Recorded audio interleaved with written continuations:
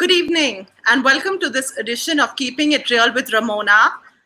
I have some very special guests with me today. I have the founder of Nahi Means No and the three co-founders here with me. And I'm looking forward to a very interesting conversation this evening. So I have Sunanda with me here, Afshin, Anchal, and Sangeeta. Hi, everybody. Hi. Hi, Rammona. Thank you so much for asking us to come on this. It's really, really a pleasure. Absolutely. I'm so glad to have the four of you here. I've been looking forward to this conversation. So I was thinking I'm going to actually just start perhaps with Sunanda. Okay. Sunanda, I believe you're the one who founded Nahi Means No. And I've been following your work for the past 2 years. And I think you all are doing some incredible things, and what I wanted to ask you right now is maybe you could just share what was the reason for you to decide to set up this organization. Okay. And a little bit about it. Yeah, sure. Thank you so much, Rammona, for having us because we rarely get to actually talk about the journey. So I'm actually very excited to share it with you. Nahi Means No started, you've been following us for 2 years. So that's exactly when it started. And it started with a terrible incident that had happened at the time to a young girl called Asifa, and it was it was in the news and in the media a lot. Of course. Right. And at that point, I was put onto a school group by a mother, and it was in this group that everybody sort of came together, and they said, "There's so much going on, and the country is so unsafe. Why don't we all come together and try and create something?" As it happens with groups, in the beginning, there's a lot of intent, but unfortunately, it kind of peters out.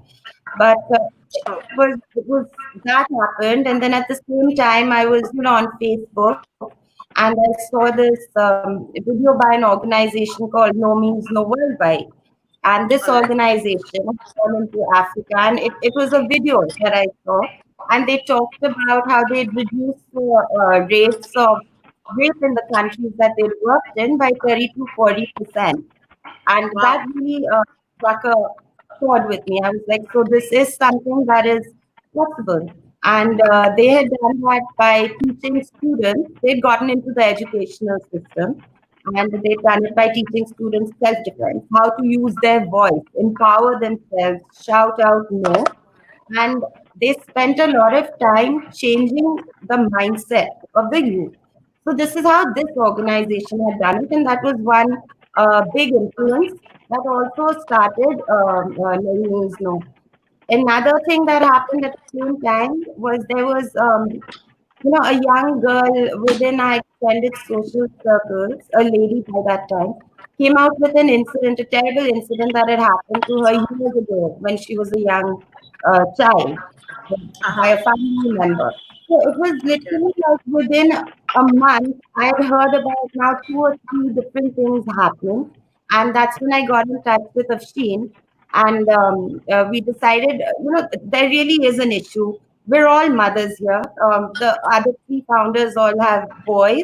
I'm the one with a daughter. And we were like, we need to kind of do something about the future and try and make it a safer place for our children because this is the world our kids are going to adopt. And then, Absolutely. yeah. So after that, Afshin and I conducted a survey. So we didn't have immense reach. This survey went out to about 700 people, again through WhatsApp groups and Facebook and things like that. And we assessed the attitudes towards women in India and what we call the idea of what people think about women, like what if something happens to a woman, victim blaming, if she's dressed in a certain way or if she's speaking in a certain way and if she's harassed or assaulted, then a lot of women surprisingly blame it on the victim. So we found all these really disturbing things, and we decided let's try and get in touch with a few people and start this organization. Whereupon we met, Sangeeta, and then we got on Mr. Vicky Kapoor. We started an online campaign. That's how it started. The first 4 months of Nahi Means No is nothing more than online, posting and things like that. Secondly, none of us come from this background. So I had a little bit of, I'm a graphic designer, so that's how Okay. the audition campaign started Ah, off. And then all these people got involved. The support was immense, immense support, which obviously means it resonated with people. So that's how it originated. I think we might have a little bit of background sound. yeah, I was just going to say, I think everyone, can we just mute ourselves while, the others speak? Maybe there's some, Yeah. background sound coming. So if everybody else can just mute themselves, that would be great. And whenever I do go ahead and speak to someone else, you can unmute yourself. Perfect. So okay, Sunanda, thank you so much for sharing that. And I know that what you've spoken about, I'm very grateful that the all of you made a decision to form an organization like this, because this is something that I think a lot of years have gone past, where even as a young child one has either been subject to something which isn't appropriate, or definitely all of us have known people who've been through something where the trauma lives on with you even after an incident has occurred. So I'm very grateful that Nahi Means No exists, and I know that you guys are actually doing real work where people who reach out to you do get the help that they need. So tell me something. I think you said something about this being a pandemic.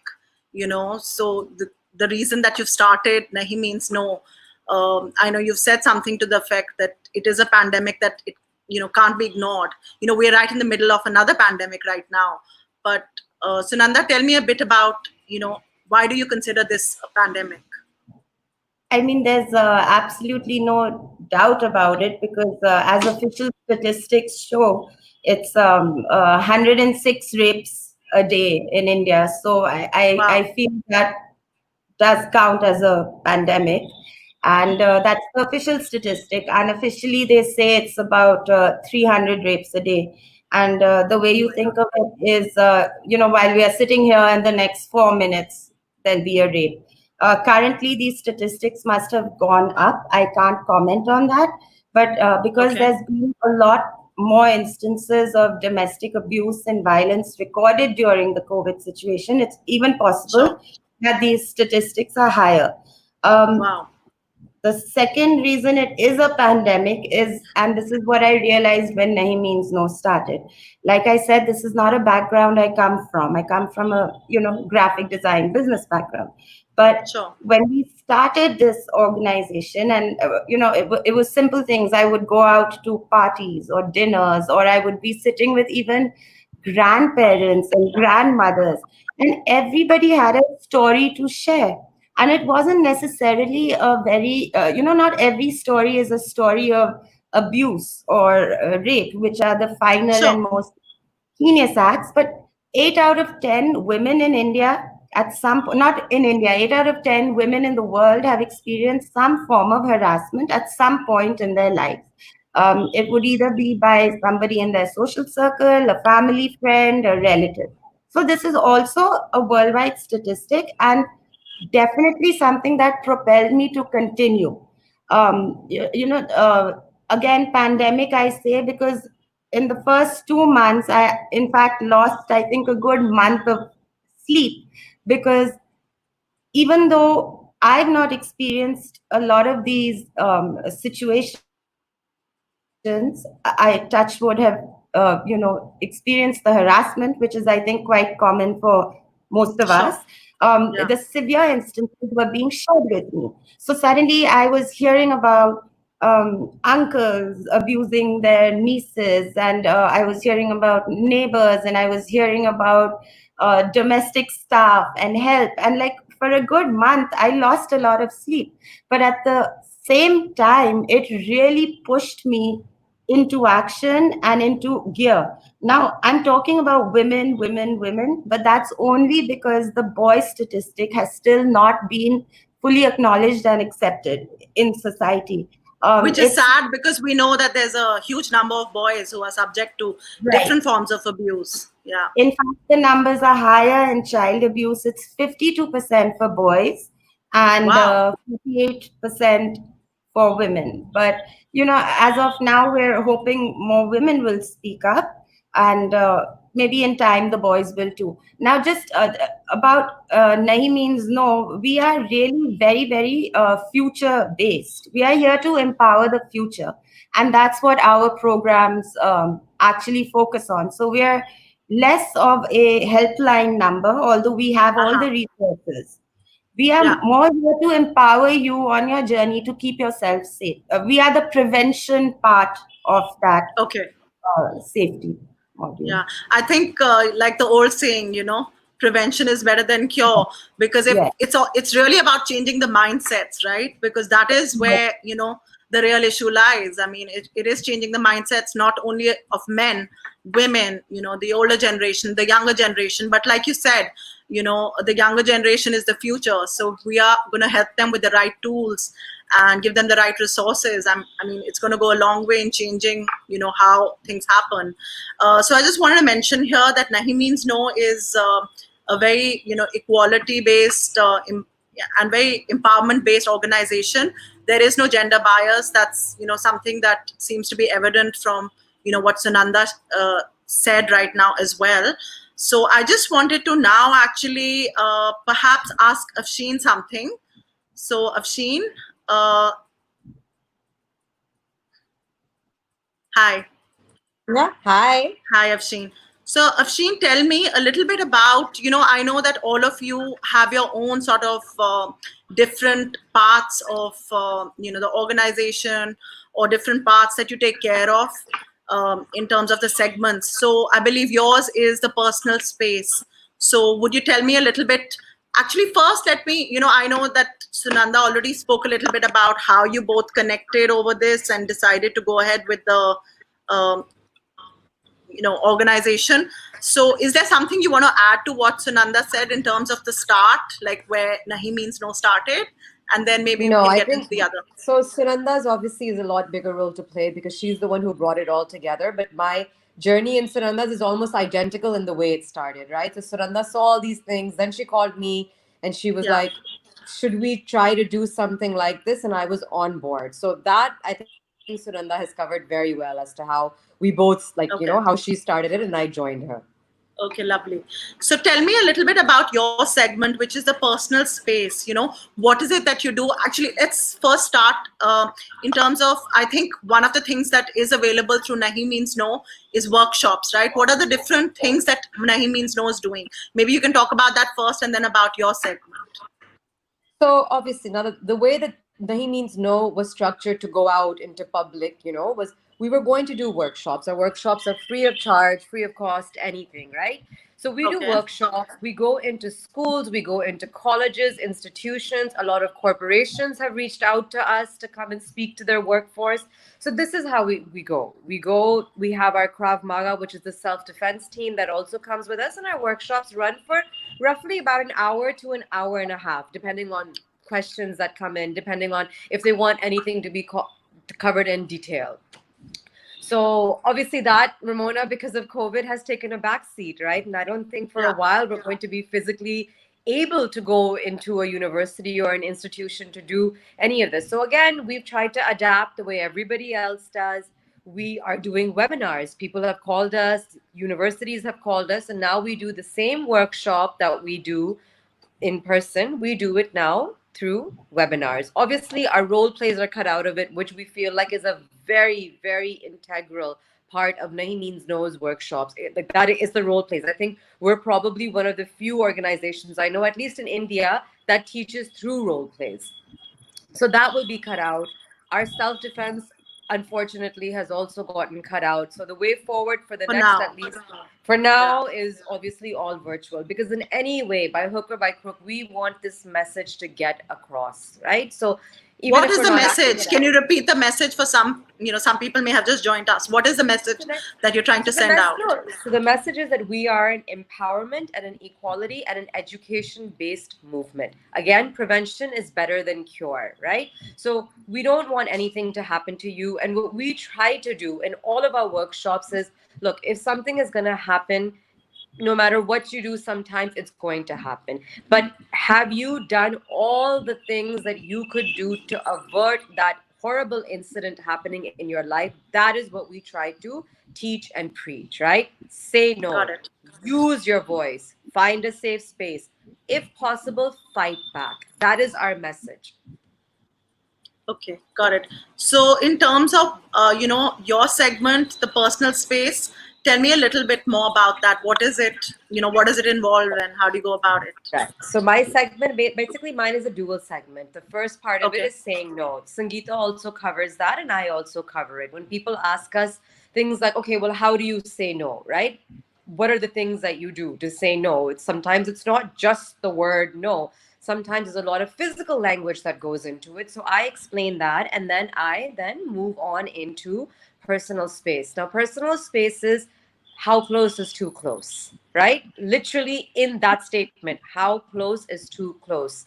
When someone comes and sits right next to you, maybe pushes their chair up next to yours, you feel uncomfortable, that is an invasion of your personal space.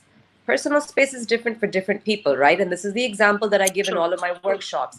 If my sister comes and stands right behind me, that's not an invasion of my personal space. In fact, I take that as a personal support sometimes, right? That, okay, my sister has my back. She's standing right next to me. If there's a complete stranger who comes and stands that close to me, that is an invasion of my personal space. It's like, when you get that really weird face, hot, flushing feeling that something here isn't right, someone is too close to me, I feel like squirming away anytime you want to extricate yourself from the situation. While most of personal space is physical, many times it's not physical. Now, a lot of people have been in this situation, including me, right? That I'm sitting somewhere and someone is staring or ogling at me from the back of the room. And from there, I feel that weird feeling. That is also an invasion of your personal space. It is anything that you feel like in your surroundings which makes you feel awkward. That. Yeah, I understand. Thank you for sharing that. I've seen, I want to go back to the survey that you guys did because I think there Yes. were some, startling, discoveries you guys made, Yes. which is kind of Yes. made you and Sunanda decide that this is something you want to take forward. Would you be willing to share something about the surveys with us? Absolutely. And in fact, this is what I should have brought up when you asked me a couple of minutes ago, Rammona. So yes, Sunanda and I started this journey. We were sure we were going to do it. Now, the first step that we did after deciding that, okay, we're going to do this is we conducted an online survey. It was one of these online survey sites, which are, all you need to do is put in your gender and put in your age, right? It's totally Correct. anonymous. And Sunanda, in fact, and I had, we had found a couple of questions. I think, Sunanda, there were a list of 10, 12 questions that we had, and these questions were very, very basic, very strong, and very black and white questions. They were all related to sexual assault. So we would have maybe like one of the questions I think on there was, there's a girl, she's had way too much to drink and she's dressed what maybe you would term a little, a little provocatively. She gets Okay. raped. Did she deserve it? Right? So these were the kind of questions that we asked. That there's a girl and a boy, they're dancing at a party. She asks him for a ride home and he rapes her. And the word, I think, rape and sexual assault was in every single question. And so I remember, this is my personal story now. I made my husband take the survey, and I tell many people this, that when Sachin took the survey, he turned around and he was like, look, if you really want to get into the nitty-gritty of this is not the way to go, because there is nobody in their right mind would answer yes to even one of these questions. And I remember when the results started coming in, so this website shows you the results in the base of a pie chart. Okay. We started seeing the different colors on the pie charts. And I remember I was horrified, that people had actually answered yes to so many of these questions. We were just so shocked. We were like, oh my God, how is this happening? So many people here had done like so many things. We were just really shocked. Wow. And Yeah, I mean, that's what propelled me that okay, we are going to do this, and now we are fully going to do it, because so many, and this question also, the survey went out to people in our social group, right? It went out to our social group, it went out to, so people that we know, people who are well to do, have traveled abroad, have gone to schools and universities, and have come back here, and who basically are in one sort of a social setting, and people that you would not think would say yes to any of these questions. wow. I mean, I'm sure that must have been, when you looked at those results and what they revealed to you, I can totally understand why both of you decided that this was something that was required. Afshin and,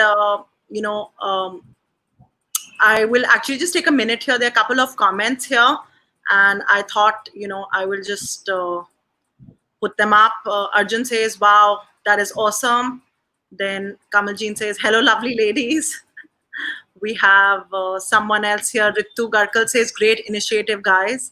And I mean, I actually truly do think that, what the work that you all are doing, especially given the fact that it's something that is future based to change mindsets of generations going forward, is something really, really important. And, everything that you have to share really needs to get out there. And I hope that, this conversation we have today encourages more people to have these conversations around some of these topics, which sometimes, are avoided. There's another comment here saying, fantastic humanitarian work. So I just wanted to share a couple of these here. Malvika says, hi there, more power to you all. So thank you so much. Yeah, Sananda. I just wanted to, because I've never actually had a chance to share this, but that questionnaire was, I think, what really made us start the journey. And there were two philosophical approaches to this. One being, when in the olden days, they would teach children life skills. Like that's what, we learn through the Vedas and all of that. Part of all, life skills is what is required. And this is what Nahi Means No is about. We are teaching the younger generation how to survive in this world. So that was a huge part of it. And the other part of it was change always needs to start from the top. It is the educated sections of society that needs to lead change. And that is why we focused earlier on institutions and then branched out, of course. Okay. All right. Yeah. Thank you for sharing that. I was a little, curious about the type of role plays that are done. So, Afshin, is that something you will share more about? Because I believe there are quite a few different role plays that happen during the workshops. So I think, in fact, Sunanda should share the no role play, because she is the one who is actually the driving force behind the role plays. Because I remember in the beginning when we started them, I was kind of on the fence. I was like, I don't know. And it was Sunanda who turned around and said, no, we have to keep them. And what a great decision it was, because that's how people remember. So I think, Sunanda, you should explain the no role play, which I think is one of our most powerful role plays that we've ever done. So go ahead, because you're the one who carries it through. So the reason we do a lot of role plays is, people get distracted if you keep speaking and speaking. So the role plays also break up our segments, and the messages that go with them are very powerful. We try to put humor in so that especially the younger audiences stay engaged with us. And the no role play is something that No Means No Worldwide sent us in their pilot program. They shared that with us. And we adapted it according to whichever institution we are visiting. So it changes according to whether you're at a school, a college, a corporate, or a welfare organization. But basically what it shows you is, there's three kinds of no's. And they say that 80% of instances can be stopped if you use your voice. And the power of your no needs to be very, very strong and very clear, so you're not giving out a mixed message. So when we start off, we start with what we call a shy no, which is, somebody comes and tries to harass you, and to get away from the situation, you just quietly, there's a non-verbal communication, you move away. And then we show them that the perpetrator keeps harassing you because you're not giving a strong enough message. So we tell the audience that this is definitely not a no that you should be using. The second no is what we call the flirty mixed signal no, and which is a huge problem. This whole, somebody maybe comes and hits on you, and you want to say yes, but you say a no, or you want to say a no and you say a yes, the whole movie scenario. So we act that out, and we have someone being a little flirty and saying no, no, and we're like, this is not the kind of signal you should be giving out, because if no means no, yes means yes. You need to be very clear. That is what empowerment is all about. Be clear, because we are not a moralistic organization. And the third kind of no is the one that Achal does, which is the very strong, powerful no. Somebody comes, you are not interested, you speak out and you scream out and you say, no, I am not interested. 80% of your incidences will be halted right there and then if you use that kind of no. So that is the no. In a Okay. nutshell. All right. Thank you for sharing that. And I believe some of the other, role plays that are done involve. What are the other type of role plays that happen? I think there's one that's the bystander intervention. I think it's very important to talk about that because, especially for young kids, the last couple of comments were actually from two young children, both teenagers. I'm going to put them up again here. So we have some young people watching this right now. And I think, this is a generation that, is basically going to spearhead, whatever change that comes forward. So which one of you would like to share a little bit about your, role play for the bystander intervention? Because I think that's a really, really important one, because sometimes, we may be aware of something that's not right, something that's happening to someone that's not right, or we may be, around someone where there's an incident happening. And a lot of times, especially the younger generation, either they don't feel empowered to handle the situation or they're not sure what to do. So which one of you would be willing to talk about that particular bit, the bystander intervention? So I think maybe Sangeeta can talk about this one. Sure. Sangeeta, would you? You're still muted, Sangeeta. Yeah. Hi, Sangeeta. Yeah. Hi, Rammona. Thank you so much for having us on board. It's really lovely to be on the other end, to be interviewed for a change rather than doing all the talking. So thank you for that. We are all very happy to be here. Yes, I will talk about bystander intervention. So how we do it is we realize with the module that we have is it's not enough to say that don't do that. When you say that, it has a very vague sort of an implication. So when we have something called the naming the act. Okay. And then you have the bystander intervention. So if somebody is troubling somebody, what you do is you step in and say, why are you touching her hair? Why are you touching her waist? Or why is she touching his whatever? Because it's a gender neutral platform and we're sending out that message. And bystander intervention is when you see somebody is incapable of raising their own voice or standing up for themselves, that is when you step in. And this is when the collective action gets more impactful and can bring about a lot more change. So we always educate people, it's not just about you, it's about others as well. Because it's only from you, the individual, that the society at large can benefit. So that is what bystander intervention is all about. Okay, thank you for sharing that. And Sangeeta, I know that when you became part of Nahi Means No, quite a bit in terms of the workshops, is something that you contributed to. So would you be, willing to talk a little bit more about? I mean, we have already spoken about the workshops, but since you've been someone who's been pretty instrumental in taking them forward, I wanted to ask you to talk a little bit more about them. Just give us like a lowdown on what happens briefly. And also a little bit about maybe a couple of workshops that you've done, and what have the learnings been from them? True. So when Afshin and Sunanda approached me, this was the time that when they mentioned that it already had an online presence and they were looking to take it forward.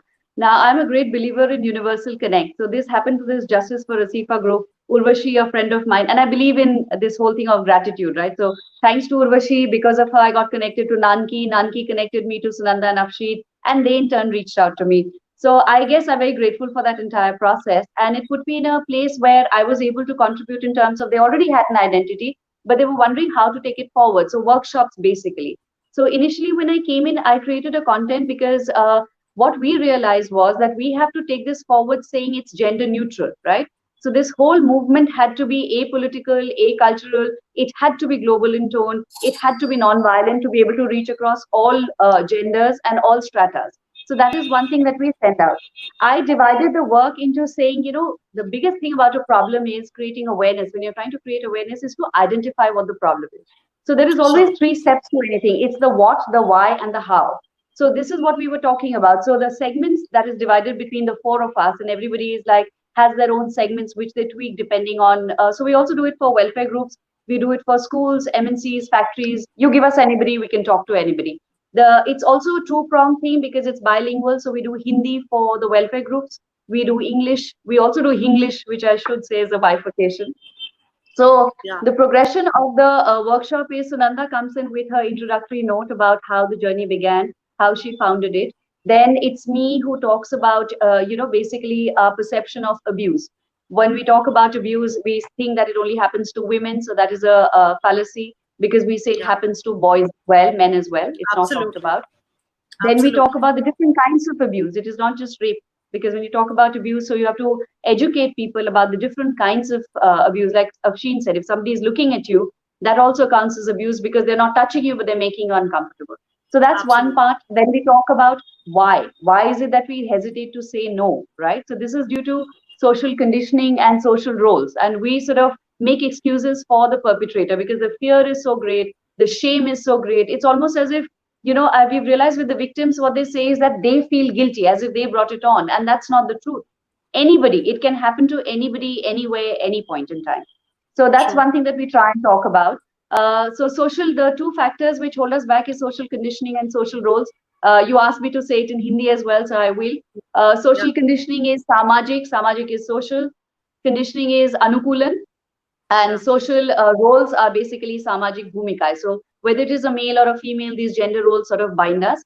Then we talk about the empowerment tools, like Sunanda said. So 50%, 80% of the conflict is resolved through your voice, using your voice, saying a very Yeah. emphatic no. So that is the points of. So we have the empowerment tools, which is about run. Safety is our biggest priority. We do not tell you to, take on 30 people and try and be a hero or a Sure. heroine. That is not what our aim is. Our aim is safety, and that is what we propagate. So it's about how you save yourself from a situation, where you go, what you do. We have resources which are legal recourses, medical recourses, rehabilitation recourses. We've been very happy because we've got Better Life that has collaborated with us for free. We have Mr. Vicky Kapoor. We must mention his Krav Maga thing. He's been coming with us. He's been on board and giving us his instructors. Sometimes he comes on as well, and it's Okay. all free of charge. So these are amazing human beings. I Wonderful. think, not take a Yeah. movement forward without. So right now, like you are spreading the word, interviewing us, I think it takes a community effort, right? And then we talk about, in the scenario, if it has happened to somebody or it happened to you, what should you do? So that's how we end it.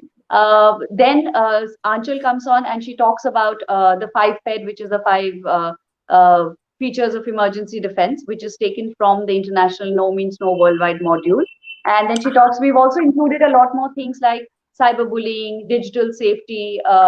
Anchal is a champ at that, so she'll talk to you about that later on. All right. And Afshin covers her segment, which is personal space, how to say no. So we are all in it together, and I think it works because of the dynamics within the team.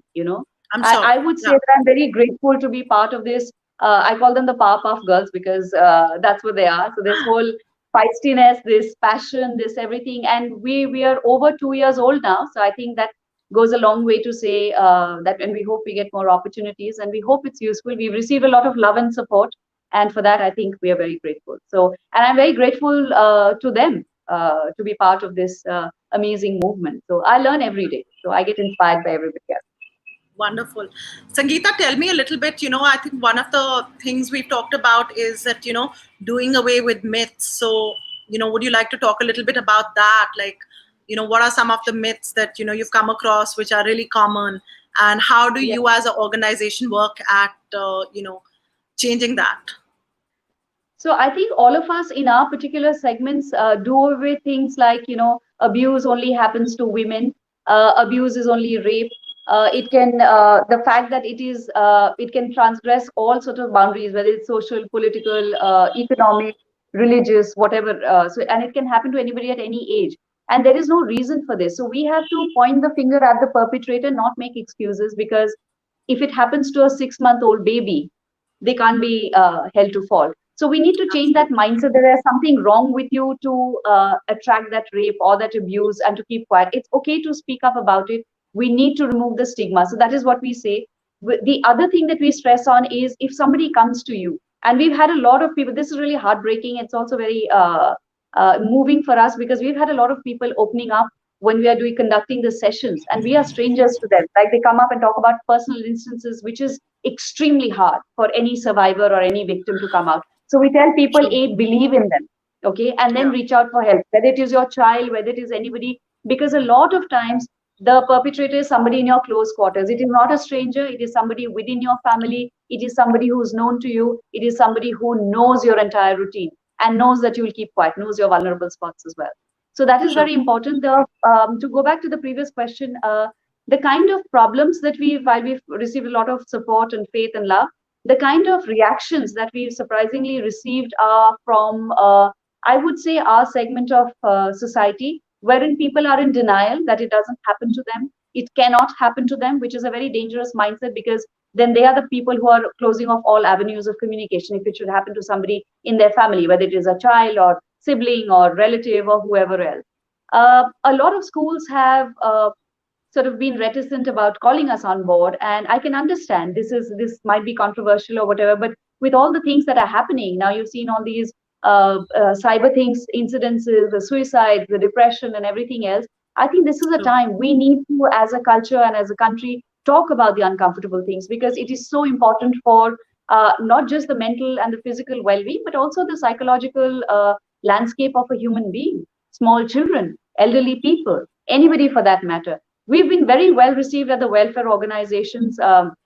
Special mention to all these clubs like Rotary, Lions Club, and all that have very instrumental women in getting people together, organizations, NGOs that support it. I think there the response has been brilliant. So we are always enthused, we are always passionate, and I think everybody else's interest drives us forward.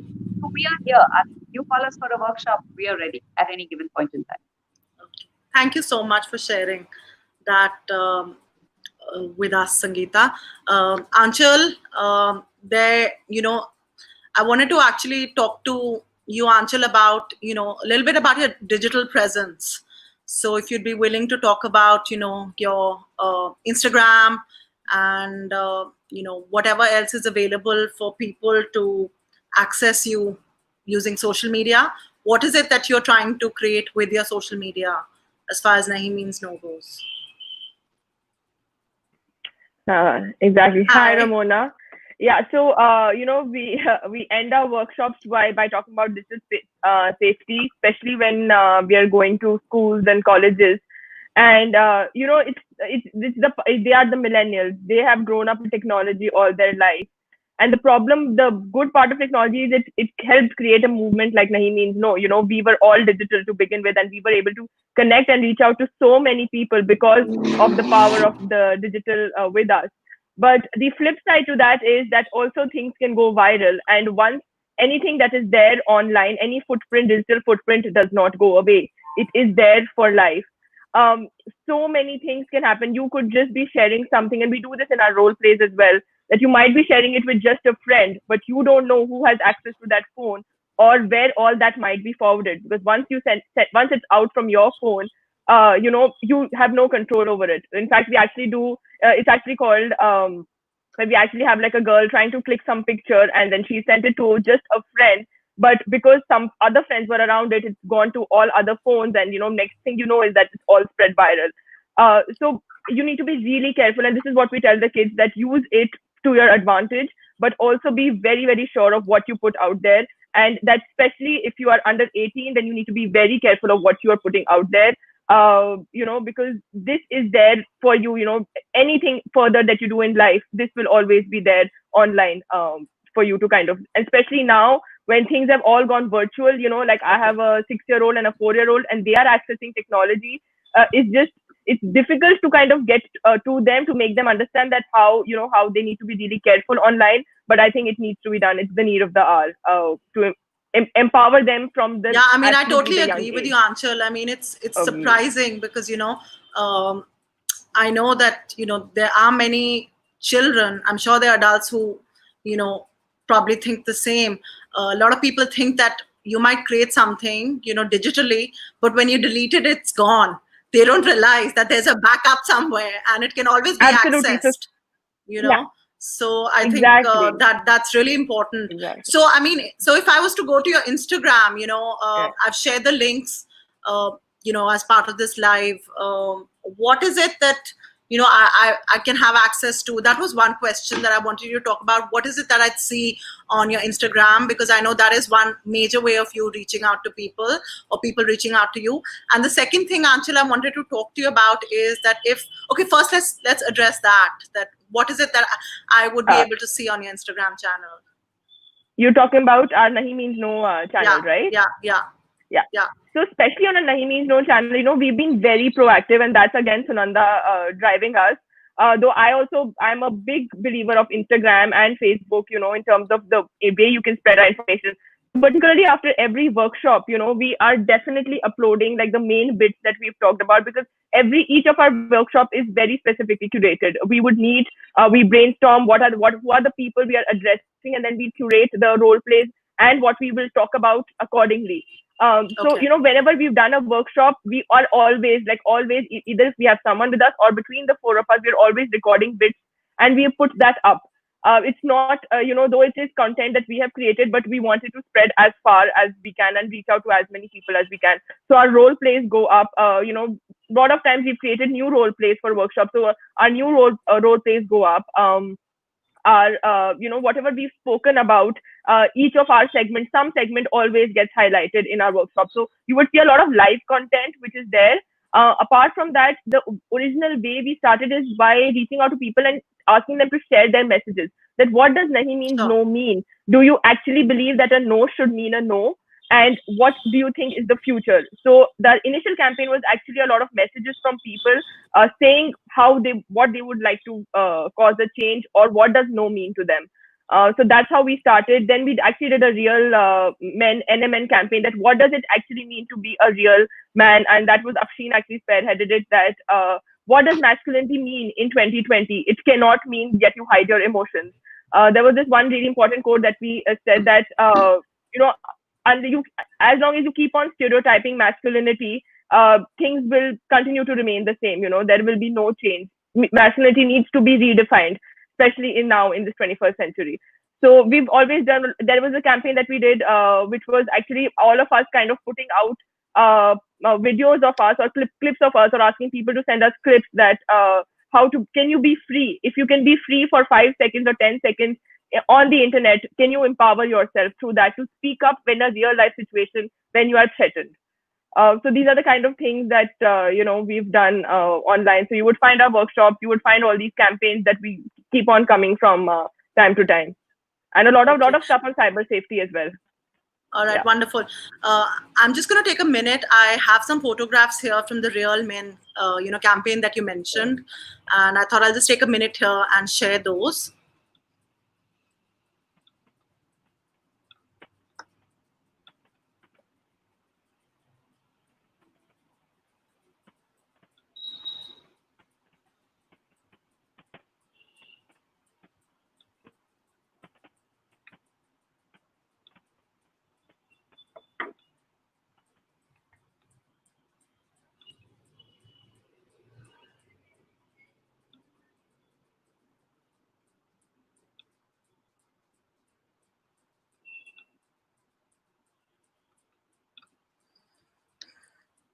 So those were some of the images from the campaign that Anchal mentioned. And again, I think the fact that, it is not gender specific, your organization, and you're really, wanting to reach out to everybody, especially the youth, whether it's a girl or a boy, and to empower them with the right tools and help them understand what is the right way, to say that emphatic no if they're in a situation where, it's required. Anshul, I'd love to ask you to share more about, your segment in Nahi Means No. So if you can talk a little bit more about that what it is that you contribute mostly to. So especially, as I said, one is the digital aspect of it. Also, when we go to corporates, we talk about the law of the country against sexual harassment, which is the POSH Act, Prevention of Sexual Harassment Act. And that is actually surprising that only came up as a law in 2013.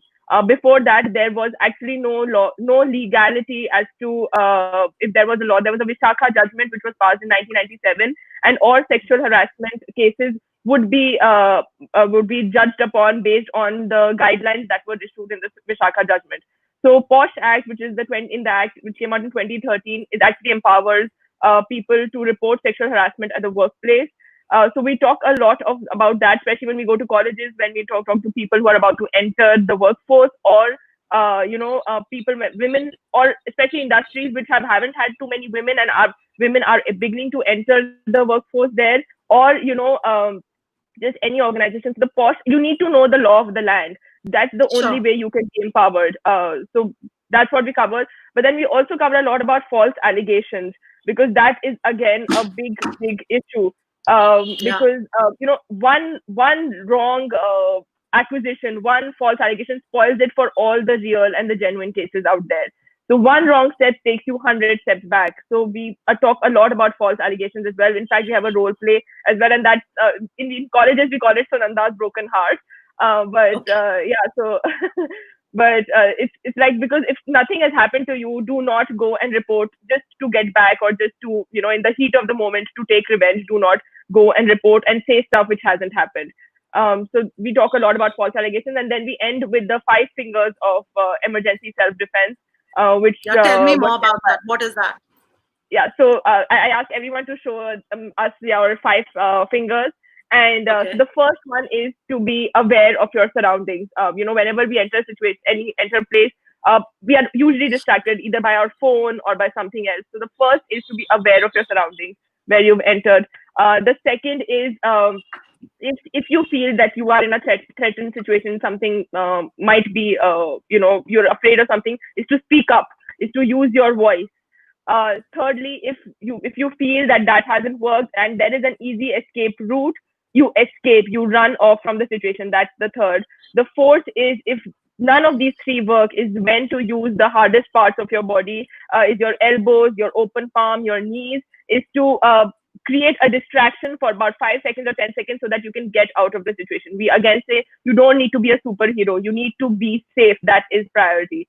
And then when after whatever everything is done, if something has happened to you, or even if you were threatened, you must report it, or you must talk about it. We always hide it at first, because again, as we said, it's social conditioning. We want to hide it. You want to be like, it's okay, I will move, but these scars do not leave you. And especially if someone has done to you and gotten away with it, they will continue to do. They are empowered to do it to other people as well. So this is the 5 fingers of emergency self-defense. We teach people, we like, whatever you might remember, not remember, please remember this, so that if you are in a situation, you are able to extricate yourself out. And then we end with Krav Maga, which is our self-defense, which is the Israeli form of self-defense. And it's actually one of the quickest forms of self-defense to learn, by how you can use the power of the opponent, of your perpetrator, and to create a distraction and get out of the situation. So Vicky Kapoor sir from Krav Maga, he's partnered with us, and it's been really a great journey with him. Yeah. Okay, thank you, Anshul. I think the 5 fingers of emergency defense is something, that is very innovative. If that's something, you guys came up with yourselves, I mean, I think that kind of puts together, or, in a nutshell, it's all about, how one can go about preventing, something from escalating. And I totally agree with you. It's not only the fact that, if someone's got away with abusing someone else in any manner, it's not only that they'll continue to do it. If they are still in your environment, it's possible that you're going to be re-traumatized as well. Absolutely. So, I think it's really, really important that, the work that you're doing, goes out there, and more people are aware that there are, individuals like yourselves who are trying to create a big change in our country. So, I think there are certain things I wanted to talk about now. Sunanda, I believe that you've been appointed by My Body is My Body as an international child abuse prevention program. That's some program as the ambassador to India. So would you talk to me a little bit about that? So this is actually a musical program, and if you go on to our Instagram and Facebook, we ran a campaign on this as well. Okay. Chrissy Skies runs this program internationally, and she teaches younger children. So now we're talking about an age group which is a little hard for us to, sort of communicate with about these issues at times. So this is an age group of 3 and above, Okay. and they are taught safety through videos, musical videos. So it really, really connects with them, because you have these cartoon figures, and you have songs, and you have these cute messages that children watch. But each message again is a very strong message about, personal space, about boundaries, about keeping yourself space, keeping your self safe. And so these videos are all available on Chrissy Sky's website, My Body is My Body program. And it is something that we really, really wanted to get into the schools in India.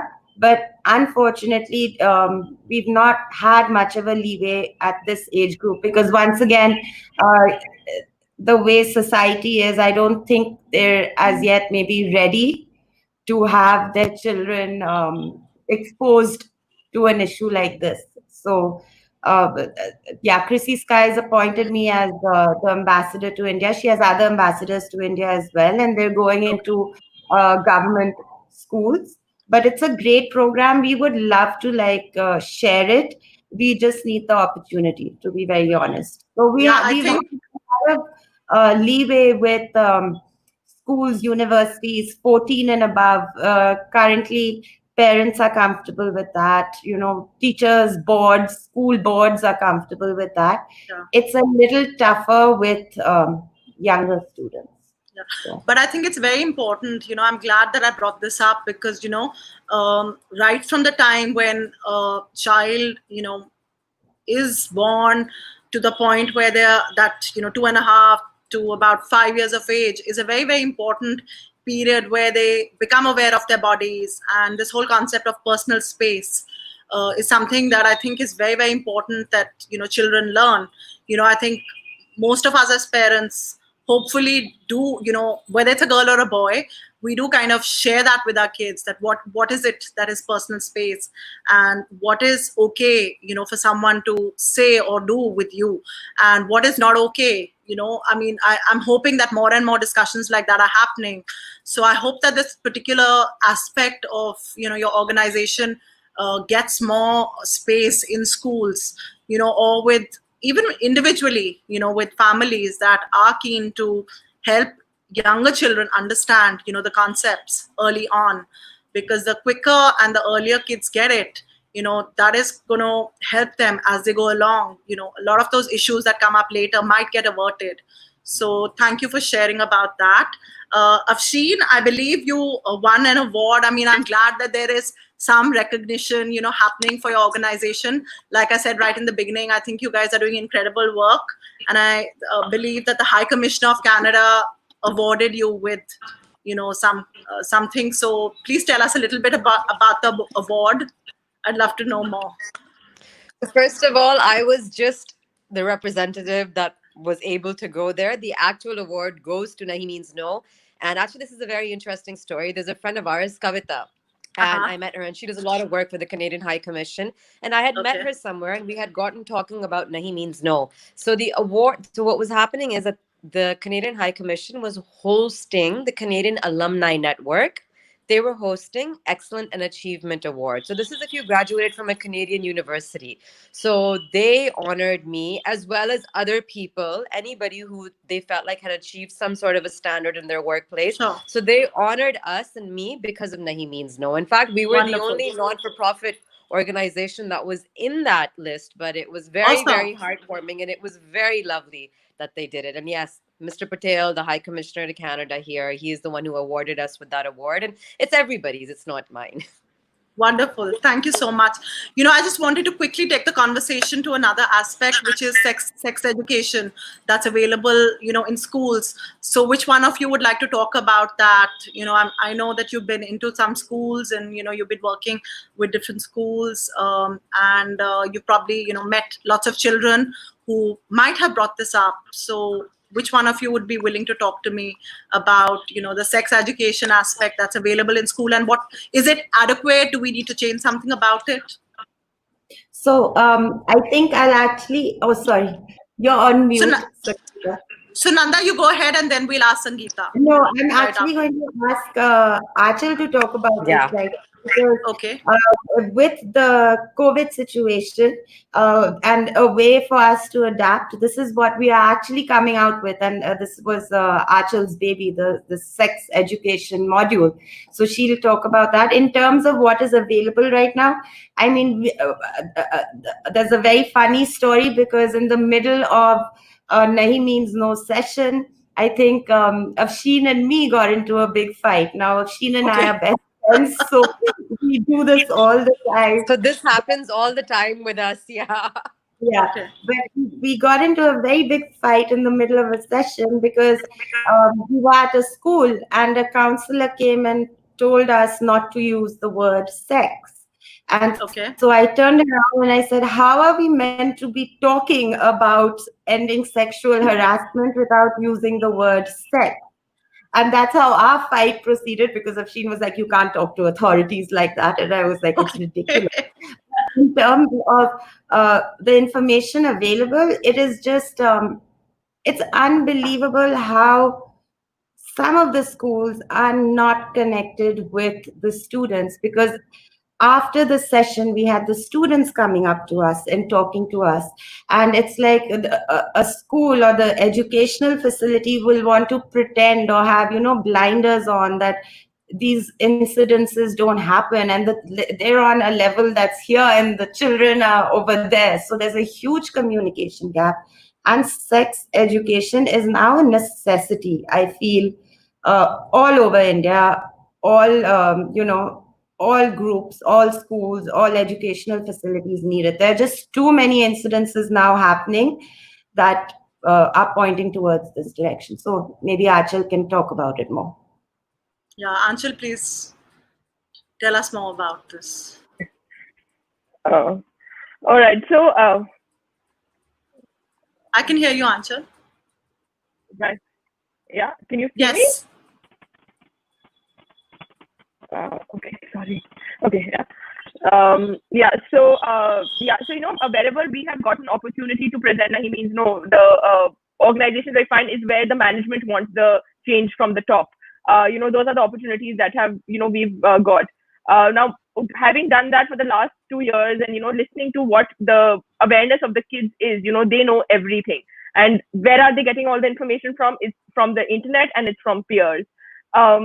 How are we empowering them with this information when they are entering teen years? You know, I went to a girls' school, and you know, there was no, you know, our teachers could have spoken to us about anything, but that doesn't happen in Indian schools. You know, maybe things are changing, but you know, it's still about changing hormones. It's still about, you know, changes in your body, but no one talks about sex per se. Like, we actually went to, and this was an international school where we'd gone, and we were actually told that don't use the word sex.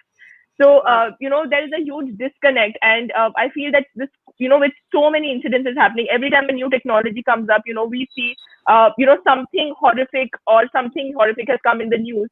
And the instant reaction of that is that let's suspend the kids, or let's, you know, you blame the kids, you blame the parents. At somewhere, I think we as a society need to collectively take responsibility and need to change the channels by which kids are learning about sex. There is, you know, no particular like way of giving information about sex to the kids. So we actually, as a thought that, why can't we as an organization come up with certain modules where the kids, they are not going and watching porn and learning about sex from there, where they can actually access this modules where they can get information through these proper modules on different aspects of sex. So, and it's not, we are a country of 1 billion plus people, why are we still shaming sex? Why it's still under the covers? It's really, and we are in the 21st century, certain things need to change. We need to start talking about stuff openly. And, Nahi Means No, if we actually go into the genesis of Nahi Means No, sexual harassment, how is that all coming up? We as an organization also cannot shy away from talking about sex per se and distributing more information about it.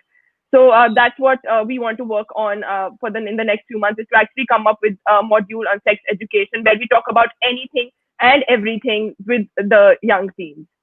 Yeah. Okay, wonderful. Yeah, I think that's something that's really required in schools today, because some people may be surprised if they don't know what is available to kids in terms of what is said as sex education. It's just very, very basic, what might be in a manual there, but really the conversations around questions that kids might have in their mind are never answered, they're never addressed. So that's the sad part. And like you rightly said, then they're going to be going on the net and researching things, and sometimes getting information from friends, and all of that information may not be the correct information. So I think to have that open dialogue and to have that space available to actually have a proper format with the sex education in schools from a young age is important. So Thanks, Anjali, for talking about that. Sangeeta, I think there was something you wanted to add to this bit. Muted.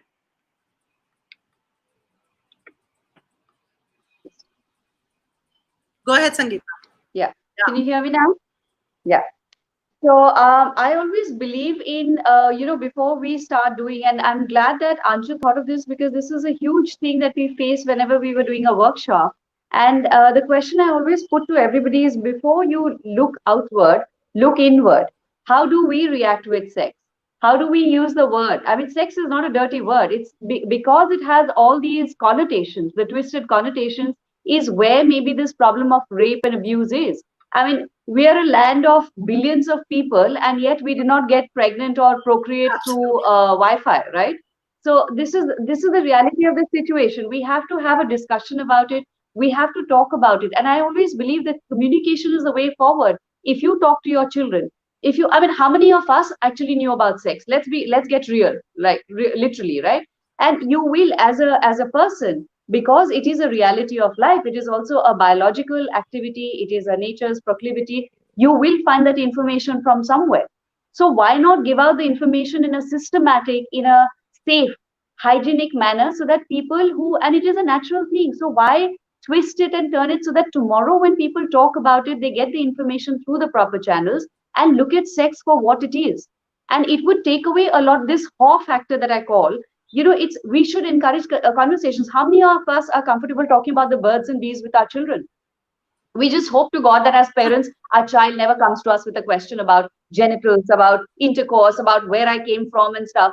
It's, the minute you start making it a fairy tale thing, these problems will exist. So I think it's high time we engage in this dialogue with everybody. And I hope the book, the module that we are coming up with will tend to serve this. But at an individual level, I think talk. Yeah. We all need to really talk. I mean, to be honest, Sangeeta, I know that, as a parent, I know that, I do have discussions with my children. I know of lots of other parents who are open to having discussions. But I also know of many families where, again, a lot of topics are taboo. And the child is really, really looking to, have conversations and get information, get advice. And they're not in a comfortable place to, access that at home. So I think that's really important what you talked about. I think we're in the last few minutes of our conversation now. So what I wanted to ask each one of you individually is two things. One is, I think some of you've already talked about it, but if anything else comes to mind, like what's been the difficult bits of, your journey so far with Nahi Means No and what's been the gratifying bit. So why don't we start with Afshin? Afshin, would you like to share with us? Absolutely. So Nahi Means No on the whole, I think is it's one of the few things in my life that I am so immensely proud of being able to be a part of and being able to do every day, even while it's sitting at home during COVID. But there are some frustrations associated with it, of course, like the tip that Sunanda and I had, when you go to a school and you are a campaign about education and protecting yourself against sexual assault, and then the authorities turn around and tell you, well, don't use the word sex. That's a frustration for me, right? How do we get our message out there when you are not, like, you should not be telling us what to say and what not to say, because it takes away from the effectiveness of that message. Sex education, the lack of people and the lack of unwillingness to understand how important sex education is, because Rammona, that's amazing that you talk to your kids about this, and like-minded people usually do. But I have a feeling, and my son is still very young, but there's a huge generation of parents out there that I have a feeling think that, okay, well, if we talk to our kids about sex education, that will push them to have sex. And I feel and like it's that's the a opposite. I think it's the and opposite, it is because the opposite, exactly, right? Where some people think, well, there's no reason for them for us to tell these kids about any of these things, because they should not have sparked curiosity, because then that will lead them to experiment and so forth, right? That's a huge frustration of mine, that do not withhold information, especially right now when things like the internet, back in the day, of course, there was always avenues of people to learn things, but now there's all these pornographic sites. Anybody can hack into them, whether they're legal, illegal. You don't want your child to be a party to that, right? Before knowing everything about it. That is also that in fact is moreover one of my biggest frustrations, that you don't equip your children, and then when people also want to teach them, you put taboos on using words that'll teach them, right, the effectiveness of our movement. Yeah, and what's been gratifying? So you did talk about that it's been something you've really been proud of, but Yes. is there So the is there something else? Yeah. No, this the fact that, every time we do anything, whether it's an online webinar or whether we go somewhere, whether it's 300 students, whether it's 10 students, anytime someone stands up to say, thank you so much, we've never heard this sort of a lecture before. That is very gratifying and from the soul, right? Because we've been to many universities where men have come up to us, women also, but men have come up to us saying that, in all of our years of education, in whatever system they might be in, we haven't heard a lecture like this, where we can sit and actually introspect, and then we can deflect questions, all of these things, that are very, very important. I'm so glad you guys are talking to us about this, because someone is finally having that conversation. And that, Wonderful. for me, every time I hear that, it makes it worth it. Wonderful. Thank you, Afshin. So I put a comment up here, and it's by a young person. It says here, it's very essential to talk about sex education, and one should not be shy about it seriously. So I think there are, some young people and kids who are watching this conversation right now, and, they're in total agreement with what, we've been talking about in the last, hour. Sangeeta, why don't you share, what is it that's been gratifying, and what are some of the challenges in the journey so far for you? So I'm going to make it quick so that everybody else gets a chance to put in their 2 bit as well. So I think the one thing which is very frustrating, like Afshin said, is this whole reticence on the part of people who are educated and who have the resources not to want to open up to this dialogue. That is very frustrating and annoying for me. What is very gratifying is all the kind of reaction and the support that we've received, both from our friends. And I would like to mention at this point in time, 3 members of my family who've been absolutely supportive. One is my mom, one is my husband, and one is my 20-year-old son. So I think it just brings out so much support, so much love, and so much cooperation. And I think, and at this point, I would also like to thank Sunanda for starting this whole thing so that I can be part of it. We have Afshin's feistiness, we have the passion of Anchal, and I think I'm so happy to be part of this all-girls group, really, and to send that message out. So there's a lot of things to be grateful for.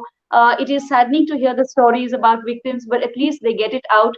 And I hope in all humility that we can afford to make a difference, that we can better some lives or bring some awareness. I really hope for a better society for our children. And lastly, thank you, Rammona, for showcasing us. I mean, that's just brilliant. Thank you, Sangeeta. I'm just really, Sorry, really I also grateful have that to you guys cut are in here. very quickly. If you're going on thanking, I have to thank both of my sisters, Alia and Anam, because I call them my all-around background ninjas for Nahi Means No. That's what they are. They're ninjas. You know, they do and they step up anytime we need anything, any sort of help, any sort of support.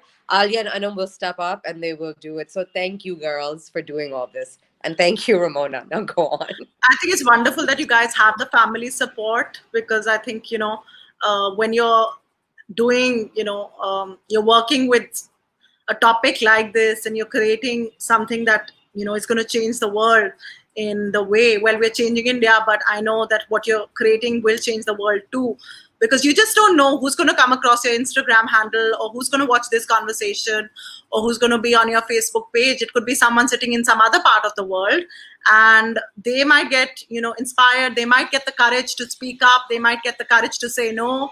So, it's great that you guys have that family support, because I think whenever we're trying to do something that's different, sometimes some people struggle with the lack of it. So if you guys have that, that's wonderful. Anshul, would you like to share a little bit about, your journey so far?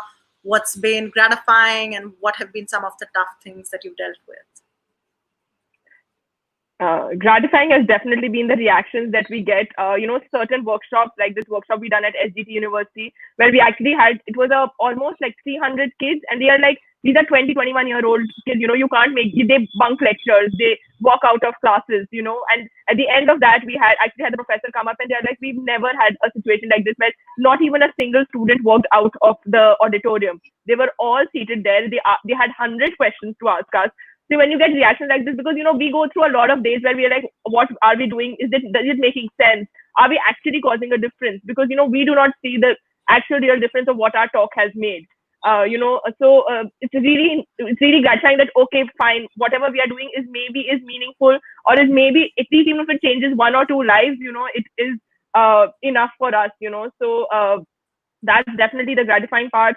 The frustrations have definitely been, the causing change is difficult. So unless you have the support from the management of the top, that's what we realized, is unless you take everyone together, the change doesn't happen. But it's been absolutely amazing knowing these three girls. Pia is also, Pia and Disha. We have two more girls who are part of Nahi Means No. We've had the kind of support that all five of us, six of us are for each other is just amazing. So tell me who the other two are. You mentioned Pia. Who's the other person? There's a fifth person. Yes, so we have Pia. She's a marketing communication specialist, and she's also part of like our core group. She doesn't do the workshops with us, but she's always there to share her insights on anything, what works, what's not working. And we have Disha Batra. She actually came on board completely, that I want to come and help you, and she runs does the social media creatives for us. So It's been really nice to have their support. Yeah. And exactly, thank you so much, Rammona, for doing this with us. Well, thank you for actually creating, Nahi Means No, and for coming on and talking about, your journeys. I'm so grateful for that. Sunanda, there were two things I wanted to talk to you about. We are just going to end it in a couple of minutes. The first one was, just a hypothetical situation. If I was someone who, was undergoing, someone was abusing me, say in my home environment, and I came across your page and I watched some of the things on your page, and I just felt that, okay, let me DM, Nahi Means No, and maybe someone can help me. So typically what would happen if, I sent you a DM saying, I'm being abused at home and I don't know what to do about it? Is there some system in place to help people like that? I know you've talked about the fact that it's basically more of an educational and empowerment organization, but I'm sure you have some people reaching out to you for help as well, right? Right. So we have resources, and if somebody were to DM us, the first thing we would do is connect you. We would probably connect you with the counseling service, or Better Life, or we would connect you with one of the NGOs. We also have great lawyers. One of them was up here watching. We have Nyoma Gupta and Divya Kesar. They're Supreme Court lawyers who are willing to help out at any minute. And you just need to reach out to us, and we will connect you to the necessary party. Okay, wonderful.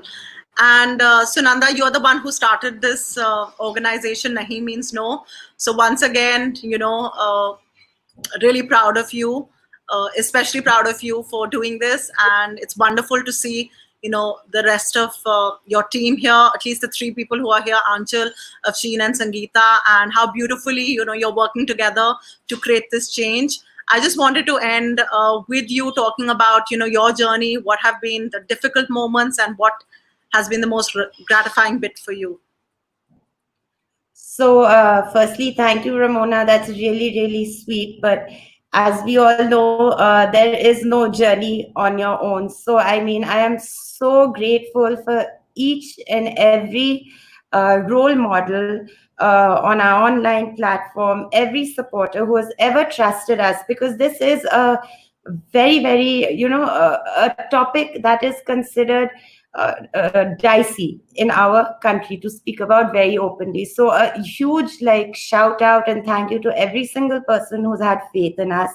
All the organizations that have supported us, they've allowed us to come in, speak to their children, speak to their employees, and that is, it's really, really great, and it's gratifying to know that people have confidence in you. And I mean, my team, these are like my girls. So I would be nothing without them. There would be no Nahi Means No without them. There would be no Nahi Means No without Master Vicky Kapoor, who is like our bodyguard everywhere we go. And, the family support, because, we're all, married women, and we're in Delhi families, and they have supported us. They've even my father-in-law, by now he would have spread Nahi Means No to I think every state in the country if he had it his way. But so the amount of support in terms of emotional has been phenomenal. Husbands, children, we've taken time out. We've taken time away from our kids also to do this. So a lot of people have really, really backed us, our friends, a lot of people. So that's been wonderful. But of course, every journey has its good side and its bad side. So there's been a lot of personal growth, and I'm very happy for it. I mean, I'm someone who would never even be able to speak in public. All my life I've had stage fright, and thanks to Nahi Means No, I had to overcome this. Yeah, so that's been a huge, tremendous growth. And all in all, it's been a fabulous journey. There's been tough times, there's been disappointment.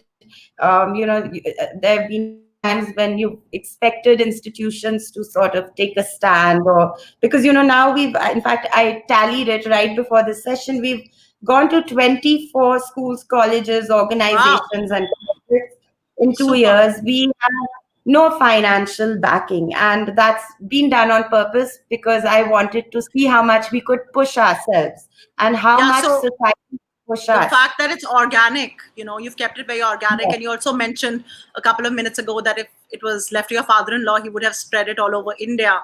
So talk about that. Why is it that you've kept it organic, firstly? And secondly, if someone wants to reach out to you, help you, how can we, become a part of Nahi Means No? I think currently the best way to help us would be to connect us to, other institutions. Right now, we're in a COVID situation. We have no choice, but we are more than happy to conduct our workshops. We're happy to do it online. We just did it for a university. We have the Delhi University coming up session next week. So we're very, very happy to do it. I've kept it organic because that again is probably my drawback as an individual, but I believe in long-term growth. I don't like things to fizzle out. I want to ensure that before we sort of, invest in our social media is completely organic as well. Before we, indulge in investing or get investors and grow the organization, we are very capable of handling each and every situation. And there might be a lot of situations in terms of security or in terms of safety, even for us and anybody else involved in the process. So I'm just more realistic in that term, and I like to take things slowly. So But of course, before COVID, we had started working on an SOP, a standard operating procedure, to spread it across the country. But now again, we'll readjust and find a new way. So, but thank you so much, Rammona, for bringing us on. Again, it's platforms like this, like you, who have helped us on this journey, because what we rely on everybody else. We are really nothing without the support of society. Thank you, Sunanda, and I wish Nahi means no, a lot of good fortune going forward. I hope you continue to inspire people and spread the word. And I actually hope to see a pan-India presence. I don't know how that works for you, Sunanda. Whether it continues to be organic or you decide to step it up in a different way, that of course is a personal choice that all of you guys will make. But like I said before, this is something, what you're doing is something very, very important. And I know that a lot of people would benefit from, being able to attend these workshops, starting those important conversations, and just knowing that there's someone who's working on this aspect, to change, our country, our world for the better. So thank you to each one of you for being that change for, our country, for the young people, for the future. And thank you for being here today on Keeping It Real with Rammona. Thanks, Anchal. Thanks, Afshin. Thanks, Sunanda. Thank you, Sangeeta. Thank you so much, Rammona. Thank you so much, Rammona. Such a great job. Thank you. Absolutely. Yeah. Okay, bye, guys. Take care. Bye-bye. Bye. Thank Bye, you. guys. Stay safe. Bye.